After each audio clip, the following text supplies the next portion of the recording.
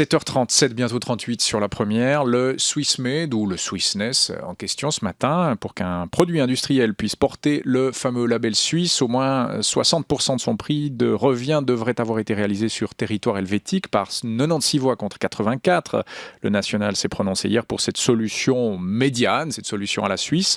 Alors ce Swissmade, jusqu'où doit-il aller? Jusqu'où aussi pourra-t-on exiger cette forme de pureté et à ne pas maintenir un niveau d'exigence élevé? Est-ce qu'on risque pas aussi d'abîmer notre marque suisse? On en parle avec vous, Xavier Comtesse. Bonjour. Bonjour. Vous êtes le directeur roman d'Avenir Suisse dans notre studio de Neuchâtel ce matin. On vous remercie, vous êtes là jusqu'à 8h. D'abord sur cette décision politique du national, ce taux de 60% décidé par le Parlement, solution médiane, est-ce qu'elle vous convainc, vous? Elle ne me convainc pas du tout, parce que c'est une solution très arbitraire pour l'agriculture, l'industrie et les services. On comprend bien que chacun a des problèmes différents, et puis tout d'un coup, on voit qu'il y a des exceptions extraordinaires sur le chocolat. Évidemment, on n'a pas de cacao chez nous. Puis après, on a des enjeux quand même assez, disons, émotionnels, comme le lait curly. Puis après, on a des vrais enjeux industriels. Pour la grosse industrie, pour lequel ces 60%, c'est juste ridicule. Ça force à des stratégies industrielles tout à fait nouvelles, qui seraient une verticalisation à la Suisse, c'est-à-dire les sous-traitants devraient tous être suisses. Vous voyez, quand vous achetez une VV, il n'y a pas 50% de matériel allemand dans une VV, quoi. Il faut bien voir que le monde est vraiment très, très, très évolué. Et donc, on ne peut pas mettre tout ça ensemble. On ne peut pas mélanger les yaourts et la machine-outil. Je crois que c'est complètement ridicule. Qu'est-ce qu'on fait alors? Quelque chose de totalement variable, adaptatif? Enfin, quelle serait la solution? Mais il faut bien voir que dans le fond, pourquoi on s'intéresse à ça? C'est parce que dans le fond, l'image de la Suisse, en termes industriels, mais aussi agricoles, a une très bonne image dans le monde. Donc, du coup, les gens ils se disent, on va le défendre un peu plus, et donc ça va nous permettre de vendre plus cher. C'est ça l'objectif. Mais, alors, soyons un peu souples. Puisqu'on le fait pour le chocolat, il n'y a rien. Vraiment rien de matière première qui vient de Suisse, et le chocolat suisse est vendu dans le monde. Oui, le lait, c'est bien sûr, mais je veux dire, dans la part cacao, est très importante. Et vous avez vu, les producteurs de lait, eux, ils veulent que tout ce qui est produit du lait, y compris les yogourts. Alors, vous voyez, le yogourt au kiwi, peut-être, il y a du kiwi au Valais, mais le yogourt à l'ananas, on est mal barré. Et donc, on tombe dans un truc d'une ridiculité effarante et très complexe, en fait, parce que, en même temps, si vous acceptez ça, alors tout d'un coup, Stadler, qui fabrique des trains, il est vraiment très embarrassé. Et c'est ça qu'on veut, désindustrialiser la Suisse, c'est ça qu'on veut. Et donc, il faut quand même faire très, très, très attention. Ça va pousser à la désindustrialisation? Si vous êtes ABB et que vous voulez vendre, et c'est ce qu'ils font, Stadler avec ses trains ou ABB, le label suisse, si vous voulez, dans l'esprit des gens qui achètent la machine d'outils ou bien d'autres productions suisses, c'est très très très important. En Chine, quand ils achètent des produits suisses industriels, ils savent que ça vient de Suisse. Donc, quelque part, je pense qu'ABB peut se passer du Swiss Made, mais dans l'esprit général de notre position dans le monde, le Swiss Made a de l'importance. Et c'est quoi le Swiss Made pour vous, si ce n'est précisément la confection, le pourcentage de produits suisses ou réalisés en Suisse? Enfin, quelle est votre définition à vous? Mais la définition, c'est pas à nous de la faire, c'est à l'international. Et à l'international, c'est globalement 50%. Le monde a à peu près, si on regarde dans les nations, c'est ça. Alors pourquoi on ferait une exception à la Suisse? C'est c'est handicaper notre propre industrie, y compris en fait les paysans à la fin. Parce que les paysans doivent bien vendre leurs aliments à l'industrie alimentaire qui, elle, va les transformer et éventuellement les vendre à l'étranger. Bon, eux veulent 80%. On entendait Jacques Bourgeois il y a un instant, lui il dit « je veux un taux de 80%. » Mais pour les paysans, il y a un truc qu'on connaît depuis longtemps, c'est l'AOC, et ça suffit largement. Donc il faut pas tout mélanger, je crois. Il y a un problème pour la Suisse dans sa globalité, c'est-à-dire sa reconnaissance de ses produits dans le monde.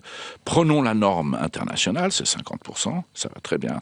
Et puis après, il y a des petits secteurs qui vont essayer de favoriser ça. Mais si je prends l'exemple de la montre, la montre, eux, ils seraient plutôt pour 60%. Qu'ils le fassent. Qu'est-ce que ça pose comme problème? Mais c'est la loi ici, c'est une loi pour tous. C'est ça que je veux dire. C'est là où il faut faire attention. Alors, on va faire maintenant à la Suisse, on sait très bien comment ça va finir tout ça. On va faire une loi à la Suisse autour de 60%, puis après, on va additionner les exceptions. C'est-à-dire, à la fin, il y aura plus d'exceptions que la règle. C'est ça qu'on est en train de faire. On sort tout. Le lait curly, par exemple, dont la recette est secrète. Combien y a-t-il de miel finlandais dans le Leckerli balois, vous voyez? C'est là, je veux dire, c'est du délire total, quoi. Ouais, mais alors, ça veut dire quoi pour les étrangers, le Swissness, le Swiss Made? C'est plus un label, j'allais dire, un peu intellectuel, un peu symbolique. On n'a pas vraiment envie de savoir ce qu'il y a vraiment dedans, c'est ça? Ça va jusque-là? Alors, d'abord, c'est ça. Il faut bien voir qu'une fabrication a d'abord une propriété intellectuelle. Ce que nous avons créé, donc c'est cette propriété intellectuelle. Comment est-ce qu'on a fabriqué le Leckerli? Ça, c'est une propriété. Et c'est ça, d'abord, que les autres achètent. Ils achètent d'abord une création. Voilà. Ensuite, qui fabrique la création? Dans une large mesure, il ne faut pas évidemment que ce soit entièrement fait à l'étranger, on est d'accord. Il ne s'agit pas juste d'avoir le côté créatif. Mais il faut bien voir aussi que le monde, plus il s'ouvre, moins c'est raisonnable de croire que toutes les parties du tout sont fabriquées chez nous. Dans le cas du chocolat, on l'a bien vu, mais il y a plein d'autres exemples. Le Ricola, marque magnifique, ou bien le couteau suisse. Quelle partie est fait en Suisse? Le métal ne vient pas de Suisse, pour la plupart. Donc, tout d'un coup, on voit bien qu'on est en train de se faire un autogol. Et c'est celui-là pour lequel je m'énerve un peu. Ouais. J'essaye, en tout cas. Parce qu'il faut pas voir le monde comme étant une collection d'États séparés les uns des autres, pour lequel il serait possible de dire, voilà, ça vient de 100% de Suisse ou 80% de Suisse. C'est juste ne pas comprendre comment le monde évolue. Bon, on comprend votre position, alors tout à fait Mais clair. Regardez une autre chose. Alors, est-ce qu'un employé, un ouvrier étranger rentrera dans le quota des 80%? Là, j'exagère exprès, mais pour montrer le ridicule de la chose. Si vous avez un étranger qui vient travailler sur un produit suisse, est-ce que ce produit n'est plus du tout suisse? Vous voyez, ça c'est le prochain pas. Oui.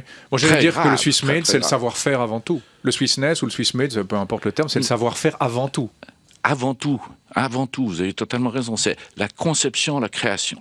Puis ensuite, son marketing dans le monde. Parce que l'image de la Suisse, contrairement à ce que pensent les Suisses, l'image est extraordinairement forte en termes de produit, parce qu'il est rassurant, il est bien fait, il est créatif, il est amusant, il est tout ce que vous voulez. Mais on sait faire ça. Xavier Comtesse, j'ai envie de prendre le sujet Swiss Made, Swissness, puis de le ramener un peu à ce sur quoi nous avons voté ce week-end, l'initiative Weber, les résidences secondaires, qui nous ramène un peu au Heideland aussi, les chalets, les régions de montagne, tout ça. Est-ce qu'on peut faire un parallèle entre le Swiss Made et ce qu'a voté le peuple, c'est-à-dire un oui, même un oui assez faible, mais un oui quand même à la non-prolifération des résidences secondaires? Vous arrivez à faire un parallèle entre les deux choses, vous? Alors, globalement, il n'y en a pas tellement, mais si vous voulez, il y a quelque chose qui s'installe, qu'on voit un peu partout dans le monde, c'est plus il y a une globalisation, plus il y a une localisation. Donc, comme pour réagir, si vous voulez, les gens collectivement, pour réagir dans le fond à cette globalisation qui fait un peu peur puisqu'elle amène beaucoup de crises et de transformations, les gens se rabattent sur quelques idées. Donc ça, c'est le seul parallèle qu'on peut éventuellement voir, c'est-à-dire que ce côté Heideland qui a un peu sans doute joué un rôle là-dedans. Mais je dirais que dans la dernière votation, c'était beaucoup plus quelque chose du genre not in my backyard, c'est-à-dire que c'est la plaine qui vote contre les montagnes. Bon, bien sûr, les gens du Valais des Grisons sont historiquement un peu responsables quand même de ce malaise, en ayant construit des choses un peu aberrantes, ça c'est sûr, mais je crois fondamentalement, l'enjeu n'était pas tout à fait là. Pour moi, c'était un enjeu qui est lié, dans le fond, à ce que les gens de la plaine veulent préserver, dans le fond, leur arrière-cour, en quelque sorte. Et ça, c'est un peu dommageable aussi, quoi.